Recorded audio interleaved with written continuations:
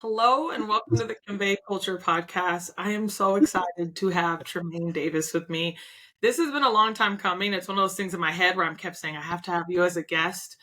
Trimaine, I've known Trimaine since college. Trimaine is a servant leader. Some people talk about servant leadership, and Trimaine does this every day. Every time he enters into the workplace, he's doing this. Trimaine is a passionate educator, advisor, and mentor.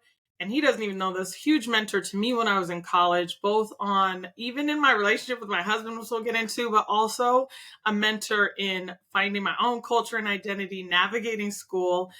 Uh, Trimaine is an intentional leader. From the time we were in college, he would walk into a space and you could feel that leadership. It was like we're all kids in a room and you could feel the adult in the room. And that was how intentional the leadership came off.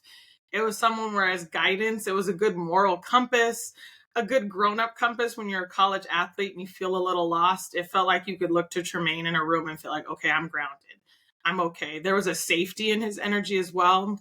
Some of the best debates I've ever seen with college professors was Trimaine going back and forth with professors. So, Oh God. I've seen you do some debates where I'm like, it's good, it's good, it's good.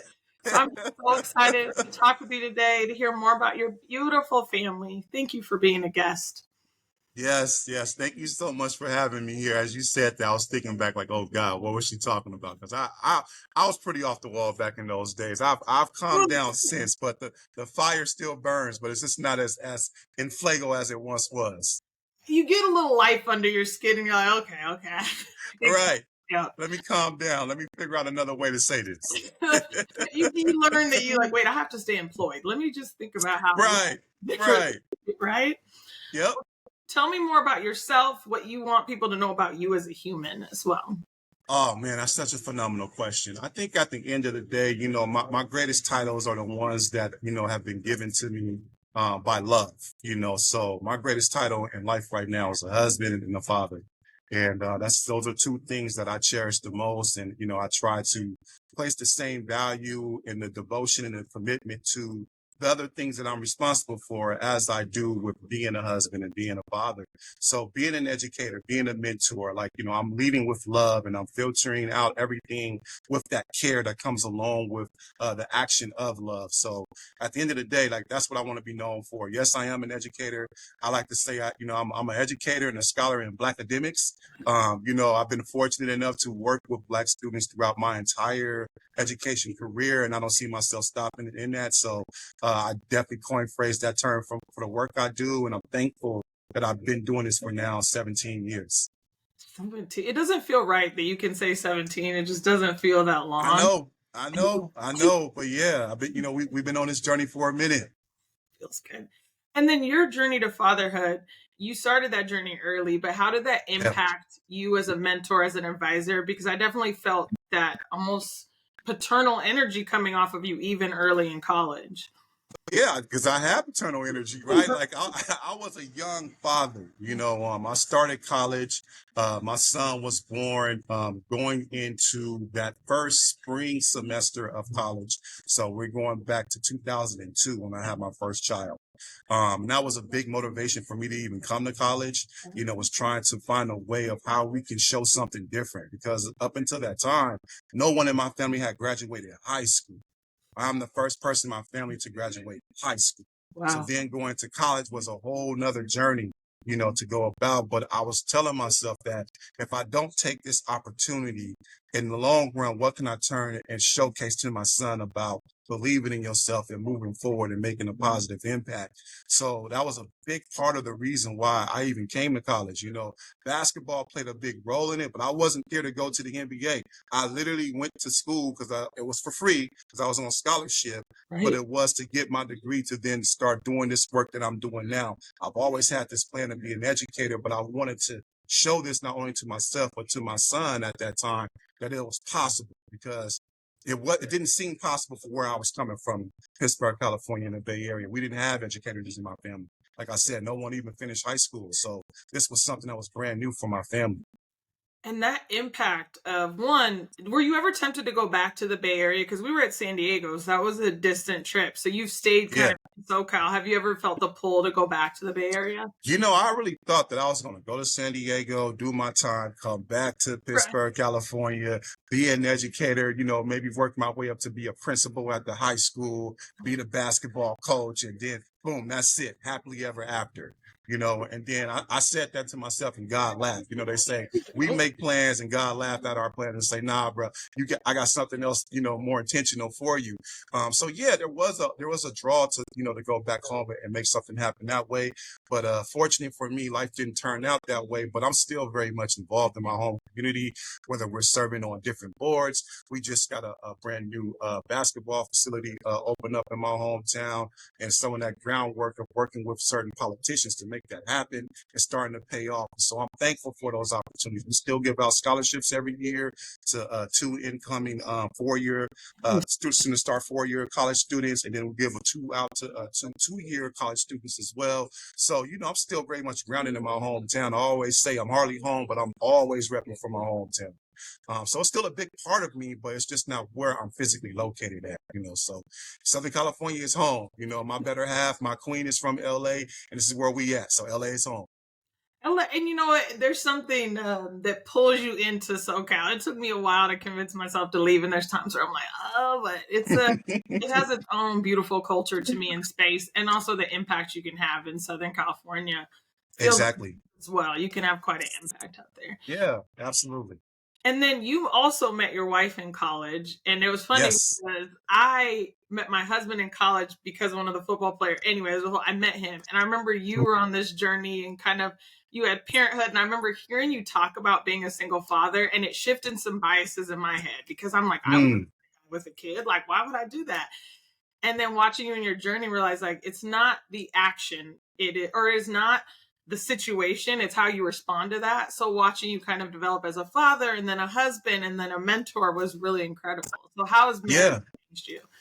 Oh my God. So I owe any contribution that has been something that's positive that's happened in my life for the past close to 20 years is dedicated to my better half. If I didn't have her in my life, there's no way that I'm at where I'm at right now.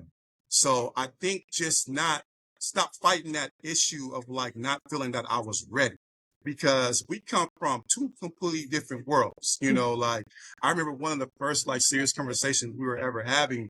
It was like right before the holiday break, after we first met or whatever.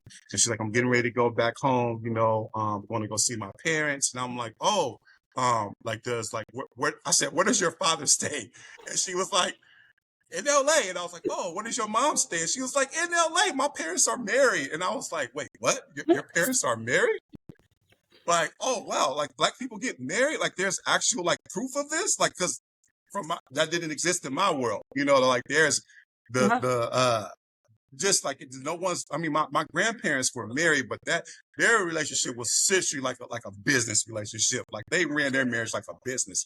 It wasn't necessarily love that was in place. So like it was foreign to me. And I'm like, oh wow, like she got a mom and a dad that's present. Like, how do I fit into this? And what do I have to offer? So after I got over like that fear, of like, I don't know if what I have to offer, it was more about what can I learn? What can I gain? If her parents are married, that means that there's some tools that I can take from how her father perspective is and watching him and learning from him. So I dive deep into that, and so that definitely had a big impact into like our role now as far as being married, having a family base, having in-laws that we can include and go visit and all this stuff is such a beautiful experience. And what it did for me is it allowed me to be grounded. It allowed me to be centered. And it also gives me something that's already so much greater than myself that I can be a part of. So I'm always staying humble because I'm one piece to an entity that is this family unit that we move and we operate from. It's so beautiful too because because Ashley all by herself is just incredible, but to watch the two of you, what you've built together, the innovation with Smash Shoes. I haven't even know Yeah, those who have oddly small feet, so I've not been able to partake. But I'm always trying to hype the brand to other people I meet right. because it's the inclusivity of what she's done, thinking about a space, especially with athletes. I still don't feel like they make clothes for women who are athletes at all. So it's Nope. like to watch what she's doing in the space is incredible. And we all Yeah. know it's not easy to build a marriage to and both have career success together. So how have you kind of what have been moments where you're like, hey, I want to keep on this journey, but how do we also support each other? Well, I think that's the thing. I think we both have been very selfless in that particular remark. I remember when Ashley first graduated college and she had like her career lined up for her. She interned at this space that she still works at to this very day. And then so once she graduated, she was already ready to go into like that career aspect. And then, we had a conversation. It's like, oh, well, it's in LA. Like, I don't know what I'm going to do. I was like, I know what you're going to do. You're going to take this opportunity. Like, you kidding me? Like, you're going to take this opportunity. We'll figure out the rest later. And so like, that's what we did. We've always been selfless when it came to that. In my journey of being an educator, there was times where like, sometimes it was tough. I'm not going to lie to you. My first job out of college was working at Burlington Coke Factory right over there off of Missing Gorge. That's like, right by San Diego State, so we go from winning this league title to winning the tournament title, from playing in the NCAA tournament. I graduate. There's no work for me because I don't exist on paper in the real world. As a student athlete, we don't exist. So I'm like, man, what can I do? So boom, I walk into Burlington, they're hiring. So, I was making a whopping $8.75 an hour with a college degree. Right. So like there's times of humbleness, there's times of discouragement. But like having her with me was the reminder that like, no, this is not where you're going to end up at. This is just where you started. Like, stay with it, stay consistent, do what you want to do, keep getting your volunteer hours in, and you'll never know what's going to happen. And it's because of like those moments that like that volunteer opportunity turned into opportunity for you to build a curriculum for an after school program. That curriculum turned into this massive article in the newspaper. That article then turned to me going back to San Diego State and working full time and starting the college going culture at San Diego State for middle schools and high schools that were surrounding that area. So if I didn't have her in my corner encouraging me to stay with it, I wouldn't be here. I may be somewhere, but I wouldn't be here.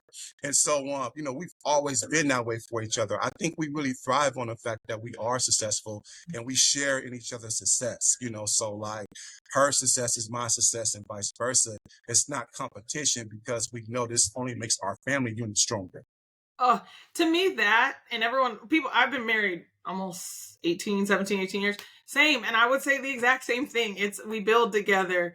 It's not easy. We navigate it. We protect our home. Like there's so many things that you mentioned that I do feel like are keys to a success. But also, to your point, I also grew up with no one modeling relationships. So when you don't have modeling, you're like, we together have to figure this out. Like we got to have figure it out. In a way, it's good because you're like, okay, well, I need to be as transparent with you and vice versa. So it makes me happy to hear that that's like the same ethos you take to your relationship and that absolutely. I think with any long-term relationships, there are challenges, but you make it long-term when you continue to stay open to getting better, to growing, to evolving together, to taking a moment back and to recognize that too in each other.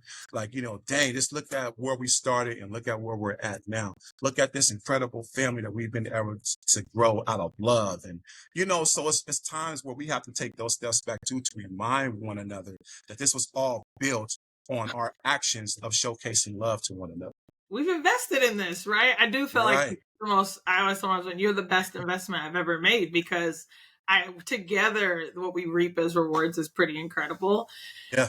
You've also been on this journey of mentorship for so long. How have you seen the evolution of students? Because we grew up where we went to school as college athletes and I see these NIL deals now and I see some of the things happening. I'm like, it was not our experience. Like you were full scholarship, had another job, had to do this, still didn't have money, like broke. So that journey that you've seen, and then to see the evolution of students who have access to social media. So what has been some of the big shifts you're seeing in mentorship? Yeah, I think, all those things have like grown into like how we approach students these days. no longer are folks able to dangle the caveat of like, you can't or you're not able to. Because when we was going to school, we were not able to. Folks can even buy us a $2 sandwich. That was considered to be against the rules, and all this other stuff. So like to see where it's at now is a beautiful thing, and I love it. I love seeing students, get those NIL deals and and go from there. I also love to see students are now using their platforms to speak out towards things. Where I don't see evolution is with how we develop, particularly student athletes. Yeah. Right. There needs to be more resources in like holistically looking at student athletes, and so that their identity is not solely wrapped in what sport they play. Yeah. Because we all know that one day that ball gonna stop bouncing. One day them spikes, them cleats, they not gonna fit the way they once fit. The time, our 40 time ain't gonna be what it was. So there's going to be a day where we're going to have to transition into something else. How we go about that way of making that transition in a healthy way is if we have a strong sense of who we are outside of that sport. So I'm looking forward to the day where like we can really channel that and make that evolve as well. I think there's some action that's starting to happen, but I wanted to pick up a little bit more, and I don't mind beating that drum day in and day out about that. See these athletes with platforms, but I would agree. Are we teaching them business skills? Are we teaching them how to be successful out? What transferable skills are you learning as an athlete? It's a different. Not doing that. We're not. We're not doing that, and we need to do more of it. Like it to me, like I say this, right?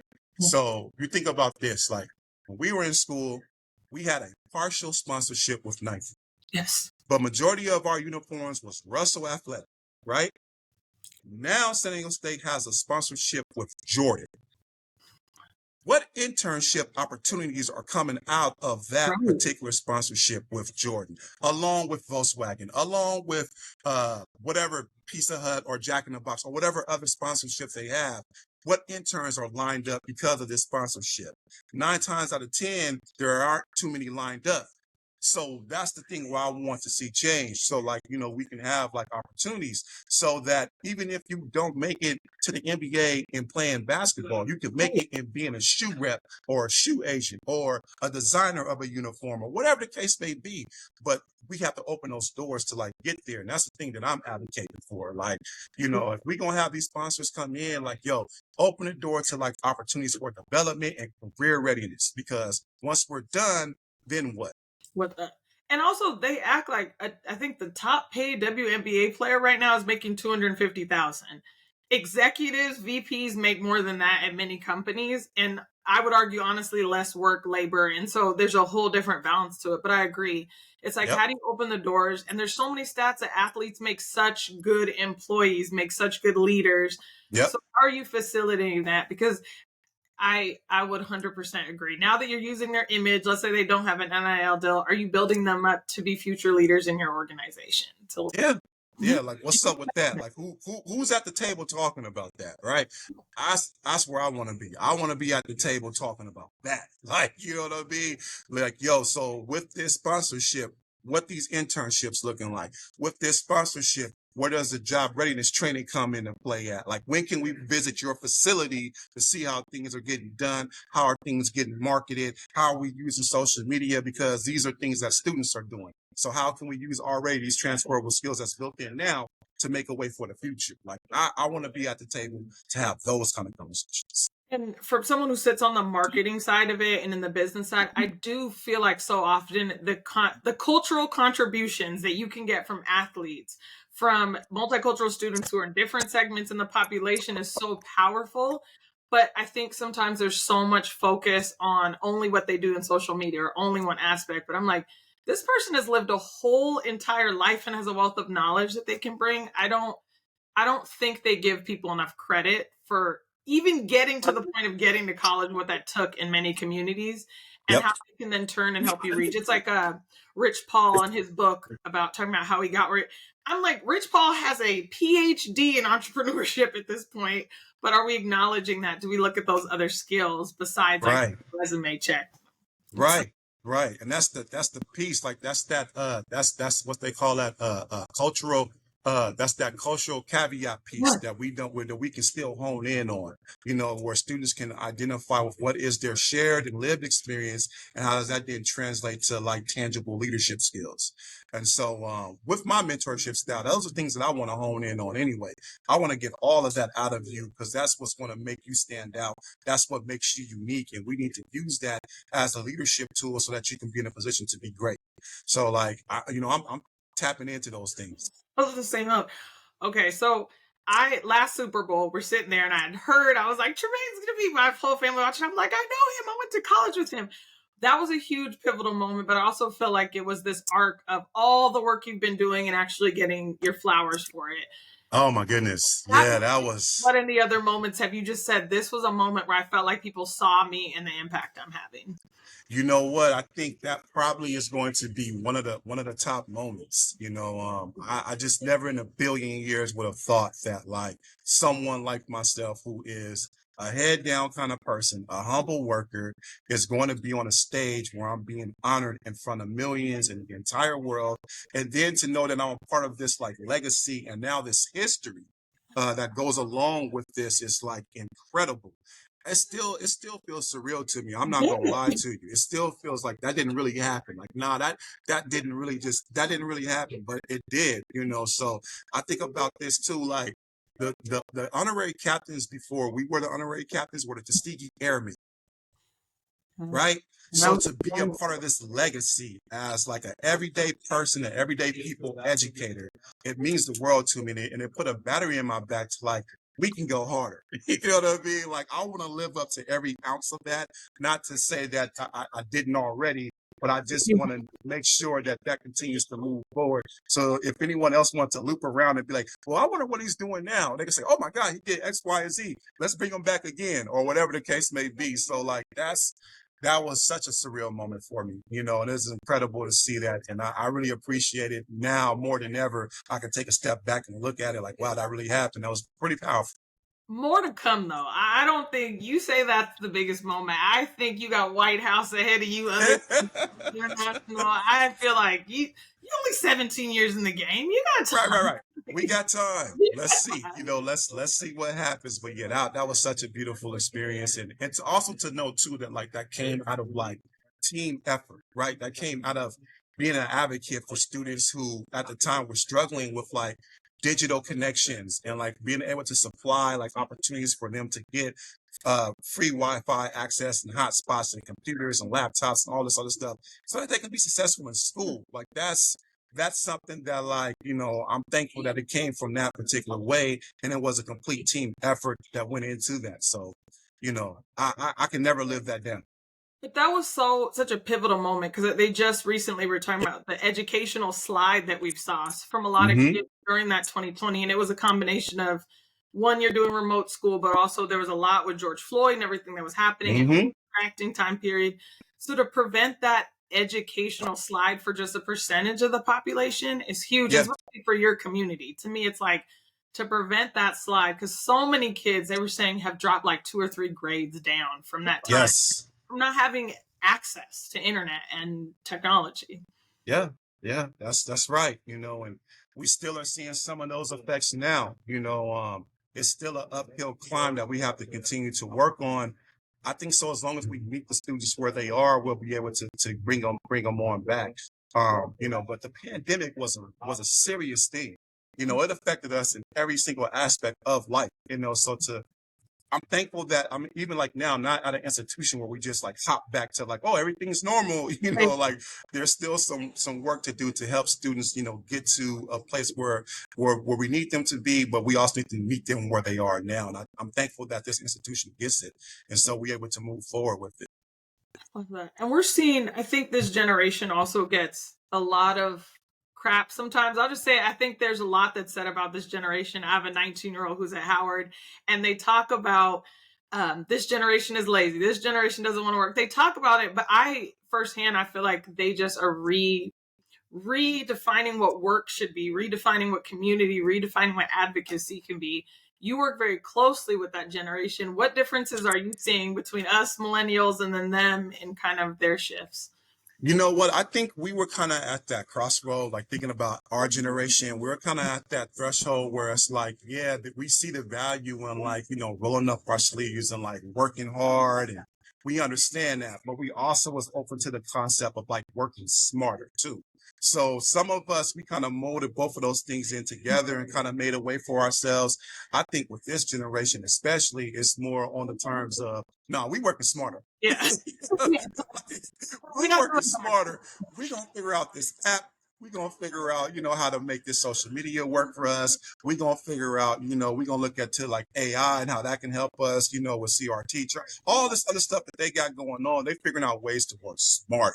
And I feel like we can't be mad at that because there still is a sense of meritocracy and work ethic that goes into them, figuring out these ways. It's just on us to understand it and then see how we can benefit and continue to motivate them to move forward with it. So, I'm always looking at it like it's like if someone was a DJ, right?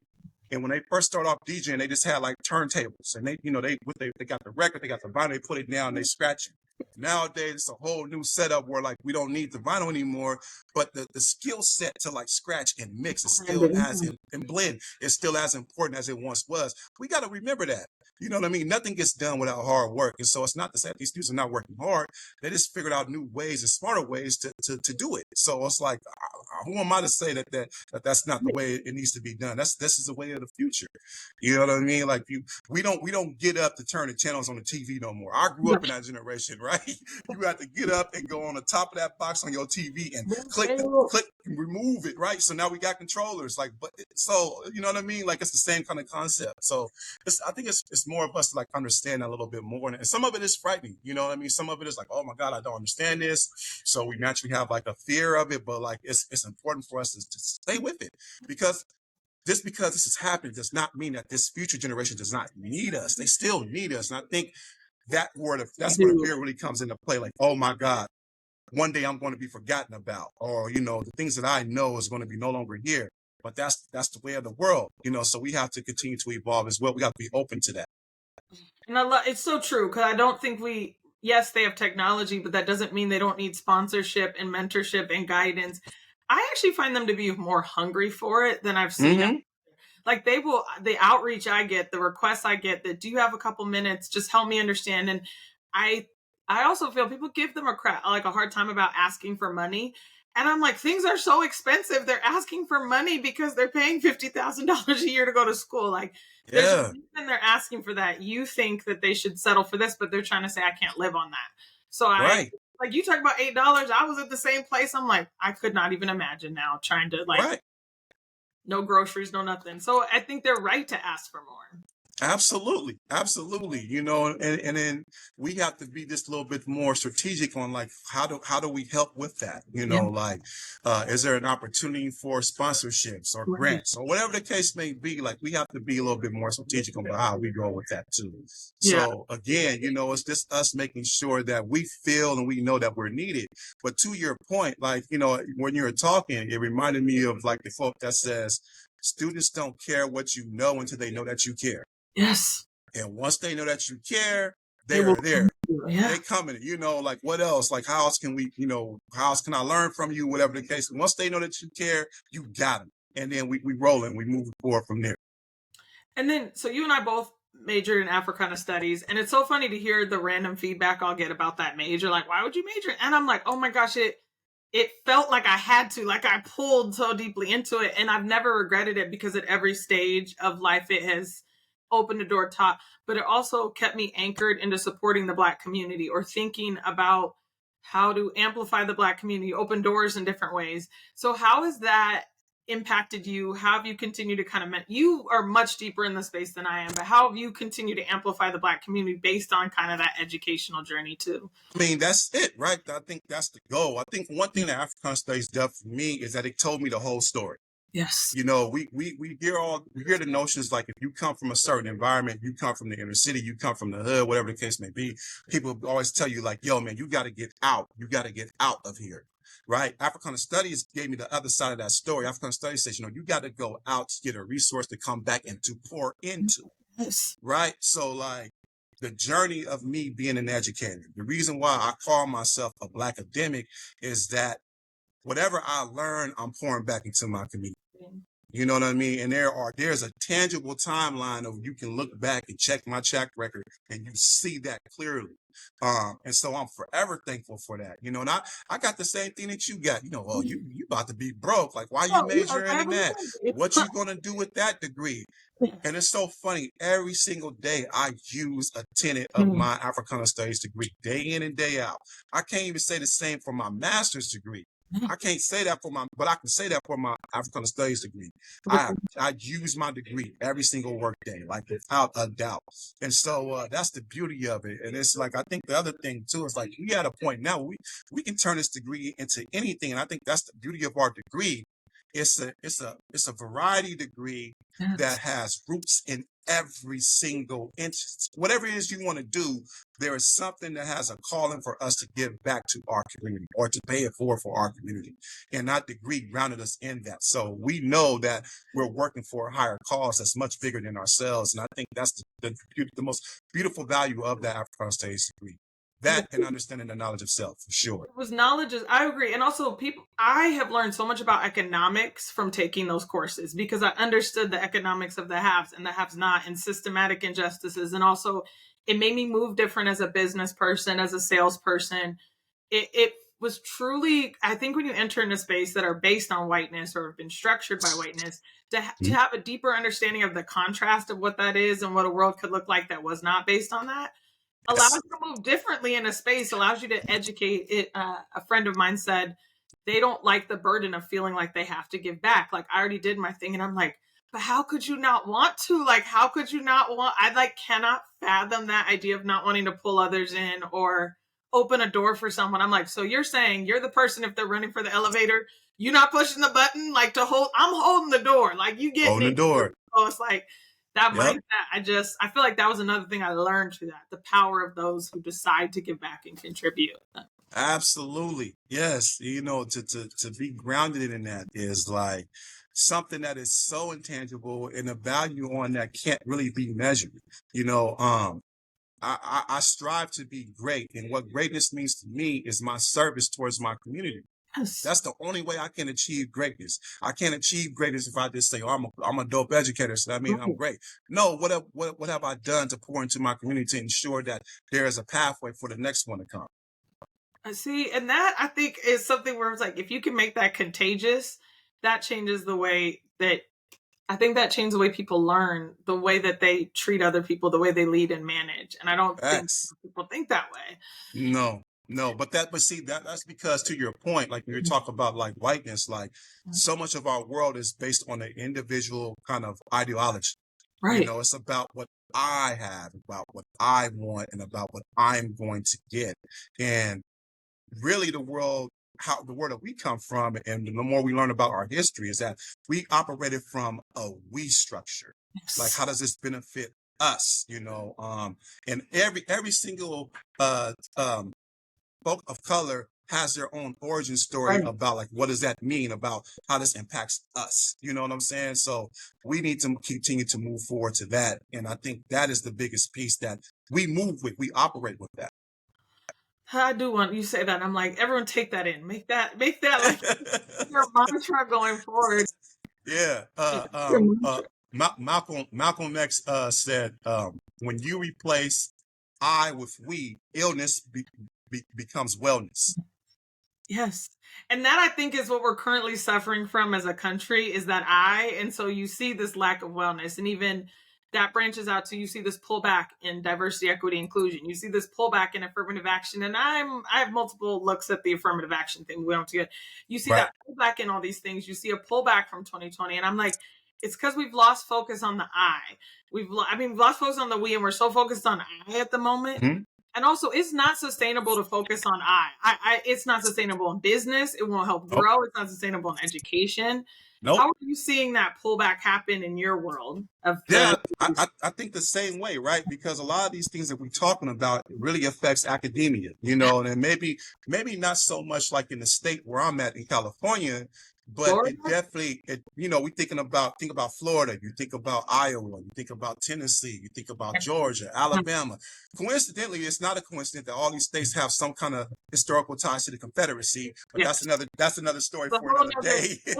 and they're the ones also getting trouble for these voting. Yeah, I'm like, oh, I see. Right? Okay. Mm-hmm. Right. But also, this that understanding of like why it's so powerful to stand on like truth, right? Right. Because what's trying to get erased is like truth, because we're moving to a point now where like accountability is starting to be more mainstream. And Right. so when we talk about the truth of our country and accountability, then we start talking about what does reparation looks like. And that conversation is happening now, but people are like, well, wait a minute, we're just gonna go ahead and kill all this stuff off Right. before we even get there. So yeah, we do see those impacts. We definitely see that across the board. My colleagues that work, in southern states, they definitely feeling that impact more than ever.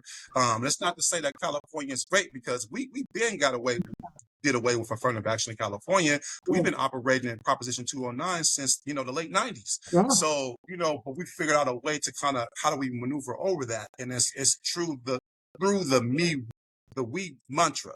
So as long as we continue with that, like, we can move forward. So, we see that day in and day out, but we also see a resistance to speak truth to power. And that's what, folks like myself and the folks that I look to as for mentorship, that's what we move on. See, and I have all of that. And then I have these Baldwin moments. And I feel like I always have aligned a little bit with Baldwin where I'm like, sometimes I just want to take my kids and go. Like, I genuinely Mm-hmm. have those moments. And as a husband in Mm-hmm. the Air Force, I'm like, let's go to Japan for 4 years. Let's go to. And there's a moment because, and you've had this experience raising kids. It's very different when you're mentoring and sponsoring and do those things. And then when you have your kids, like raising Black sons has been just almost a heartbreaking experience at moments where I'm like, oh my gosh, I see the flip between you being a child and them seeing you as a man. And now I just want to, but also if I remove good humans that I'm raising from this country, then and so as a parent, do you kind of, one, how do you keep your joy? Because I feel like that's a battle all the time. But as a parent, how do you see things differently? That's the biggest challenge, right? Yeah. So one, you got to lead with love. Yes. Like, we have to make sure that love is always at the forefront of how we're looking into the gaze of our kids, how we're nurturing them, and how we're making sure that they are providing for their space and what is their future is going to be eventually. So we have to lead with love. The other thing is to be transparent, because thinking that we putting a blindfold on our kids and we're Right. shielding them and that's our way of protecting them, we're not. And if we think that our kids are not picking up on those things, then we're not giving our kids credit, because they pick up on that stuff. To your point, James Baldwin, one of my favorite quotes from James Baldwin is, our kids have never been good at listening to us, but they've never failed at imitating us. So it's about our actions. What does our actions say to like how we're guiding our kids?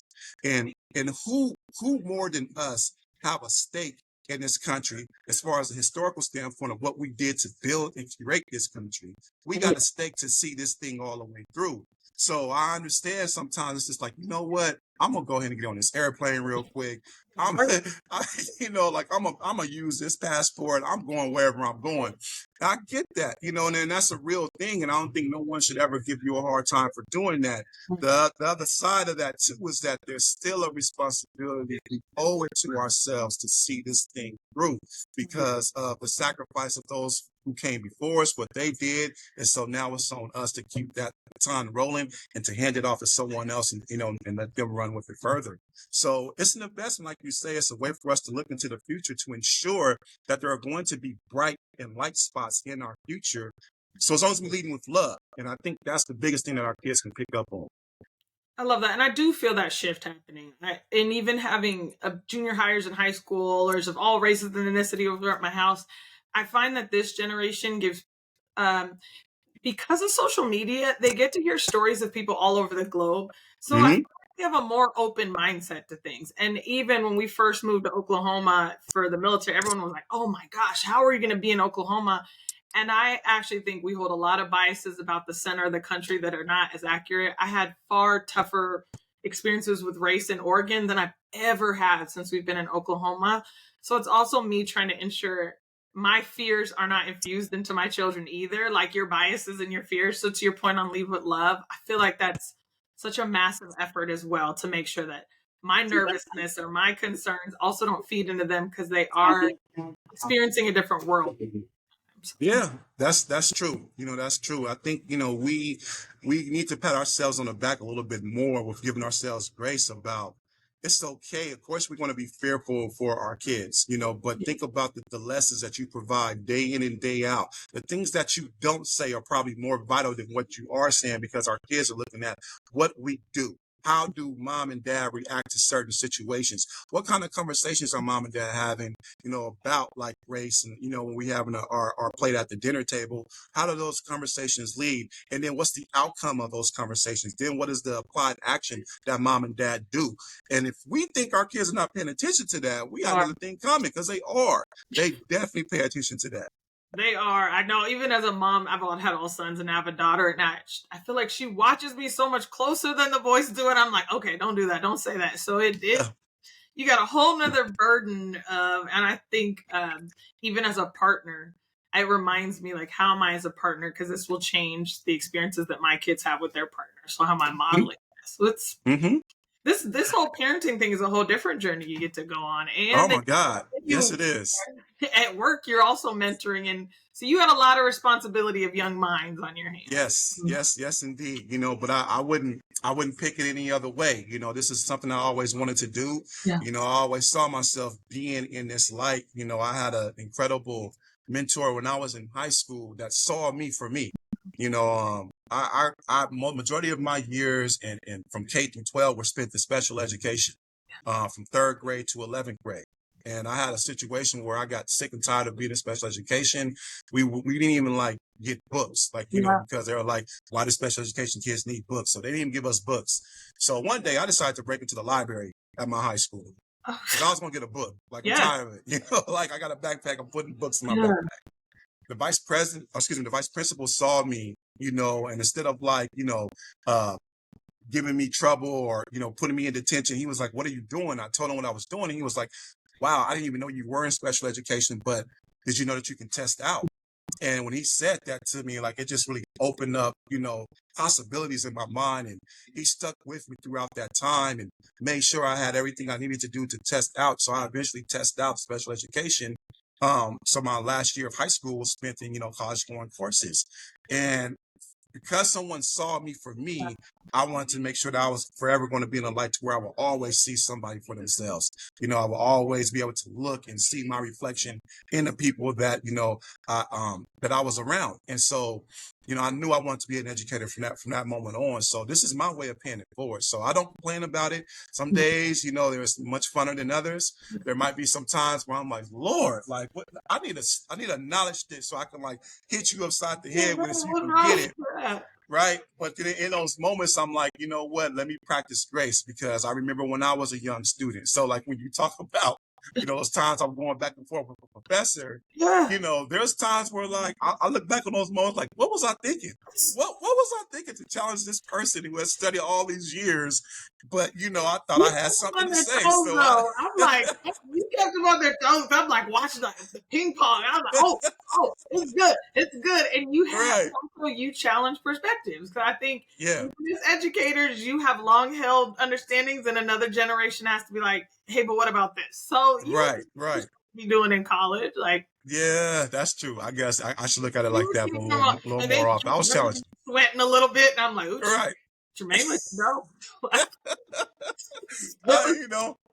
I was like a broke clock. I was right at least twice a day.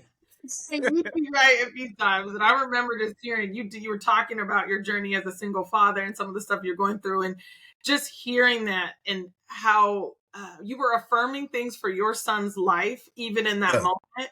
And I just thought it was so beautiful to hear you affirm. Like, you were like, hey, I'm here so that I can create this for him and this. And it was just beautiful to watch and hear that journey, that someone at 19 could affirm things for their child, to me was like, and it's like, I think back on those experiences. I think about what was going on in my life at that time. I think, by the time I was 19, 18 even, I had experienced like so much negative stuff, death, dysfunctional family. I knew what I was doing to create life, right? And I wanted to experience something that was the opposite of all this other stuff. Now, would I go back and do it the same way I did it? Probably not. No, I'd change But my but like I just was trying to experience something that could have been more joyful, could have been love.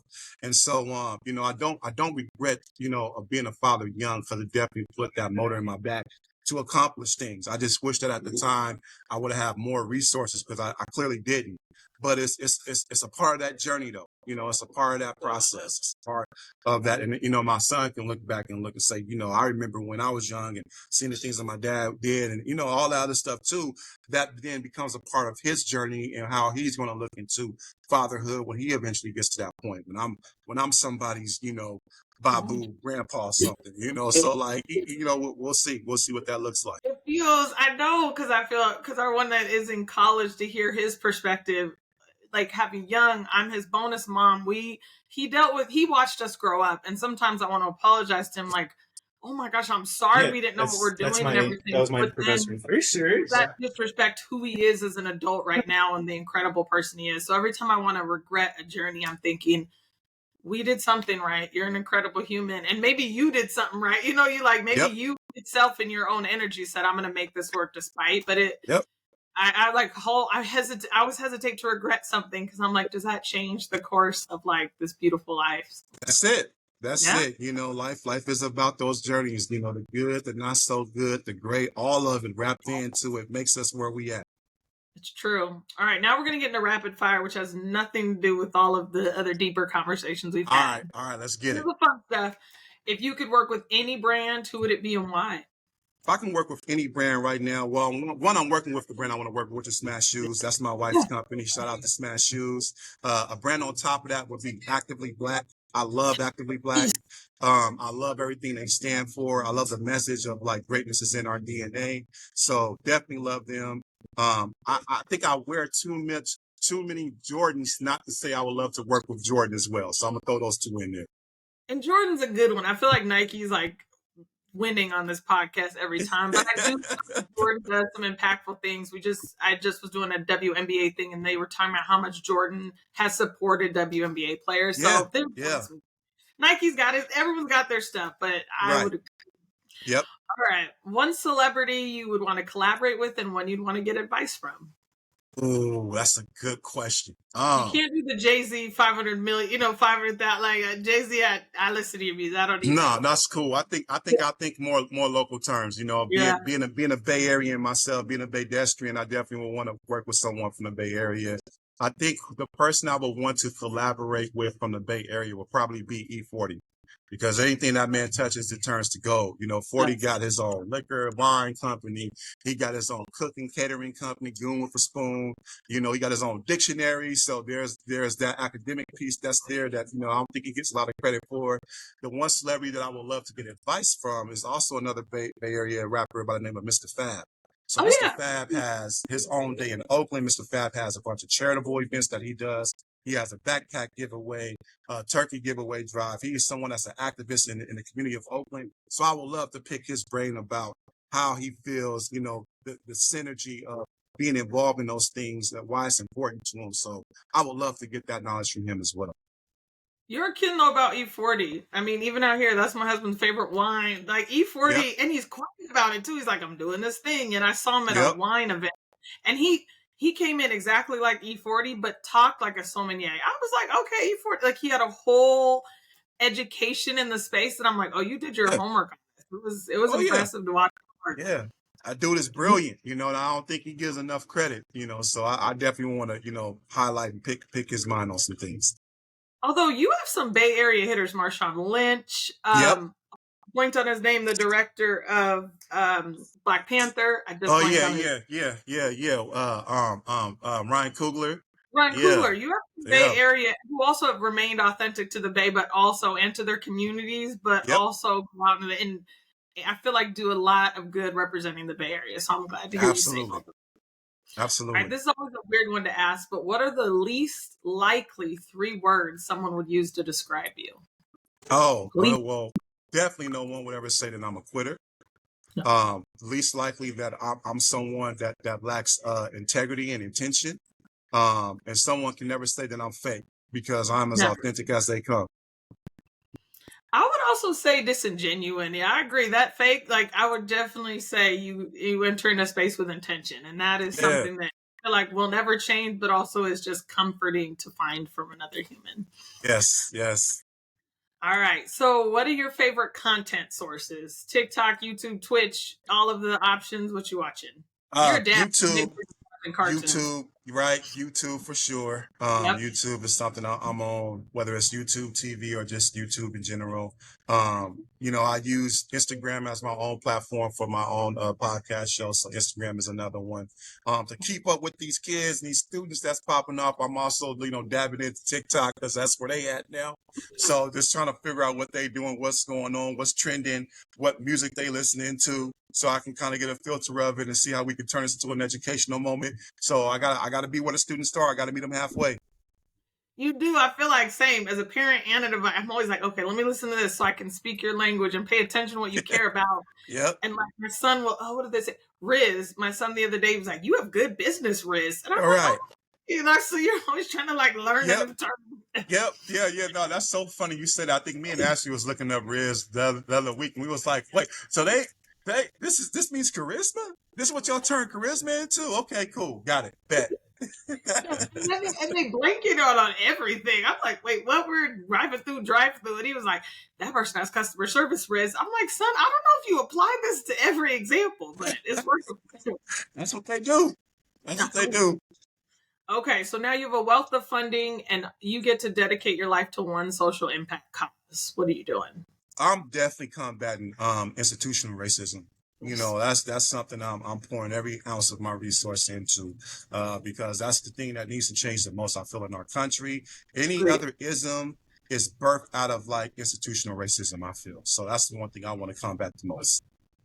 I saw a report that talked about the impact of racism on our country's economics, like how far we are behind in innovation and development and economic stability, and it is literally all because of racism and our government or whoever entities over focus on that system. And I'm like, you are leaving money on the table and economic stability over this. Like, move on. Yep. So to keep the lie, to keep telling the lie. So that's what I want to combat. Okay, what's on your travel wish list? You can go anywhere. What do you want to experience? I only want to go to the continent. So I want to go to Senegal. Yes. I want to go to Senegal is a place where they have the massive monument, that the Statue of Resistance. Mm-hmm. Have you seen that before? I want to see that.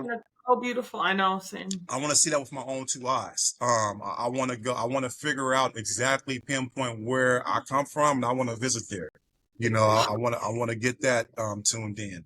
I also want to pay homage, and go to Ghana as well, because so many of us, came from that port, that West Sea port of Ghana. So I want to, pay tribute to the ancestors too. But yeah, I want to touch the continent. I'm not going anywhere where we not there. So I'm trying to go there. Going there first. It's on my list. I want to do New Year's in Ghana. That experience sounds so incredible. So I'm like, okay, on my list. Yes, that sounds incredible. These air flight prices. I was like, so seriously. I was like, every time I look, I'm like, ooh. So I'm affirming that someone is gifting you that experience. That's we'll get there. All right, last question. I feel like I should know the answer to this, but would your 12-year-old self think you're cool? Oh my God, yeah. My 12-year-old self would think that I am like amazing. My 12-year-old self would think that I'm peanut butter and jelly. I don't know why that made me emotional, but I think college you would be pretty freaking impressed with where you are now too. So. Oh man, I think so too. I think college me would definitely give me the biggest dap if he wasn't running into me, for sure. Yeah. It's what you've done and how you've grown and where you've taken everything is beautiful to see. So look at me. This is how you know I'm like just really excited about it. Yeah. Okay. How can people reach you, support you, giving space for that. Also, let's definitely put out for Ashley and Smash Shoes as well. So everything you want to put out. Yeah, for sure. I am like the number one promoter for anything that my wife does. So I definitely want to highlight Smash Shoes. You can find Smash Shoes with the website, smashshoes.com. We're on Instagram at Smash Shoes. Her products are also being sold on Macy's.com. So you can find her shoes online as well. Holiday season is coming up. If there's any woman or any person who identifies as a woman who wears a size 10 through 14 in women's shoe sizes is looking for an incredible, great looking shoe, then you definitely want to hit up Smash Shoes. I'm on IG. My podcast is the Manifesto Pod Show. My public handle is at Trimaine Davis. I'm not hard to find. I still got the same cell phone number that I had in college. It ain't changed, so I'm just reach out to me and I'm near. And if it's especially something about collaborating, something we can do to like impact these young people, I'm definitely there. I'm for it. Love it. Just, Well, let me all know. that description. Make sure they can reach you. I really want Smash Shoes to get a WNBA partnership. I feel like this should have already happened. So I'm affirming that as well. I feel like it's going to happen. We're gonna get there. We just got the official Sparks, LA Sparks partnership this past summer. So eventually we're gonna get there. It's gonna happen. I see it coming. You need the full. It's gonna happen. Yeah, it's gonna happen for sure. To see the journey there too. Yeah. Well, Trimaine, thank you so much for having this conversation with me. It's been incredible. I think this will also light fires and kind of warm the souls of other people who have the experience to listen to. I feel like you have an energy that is so insanely contagious and in a positive way. So I think you see people with different energies, but yours is a game changer. So thank you so much for being on the podcast. Thank you so much for having me on. I really love listening to the sound bites and, when I get a chance to come on and rock out with you. So thank you so much for letting me be a part of this. This has been amazing.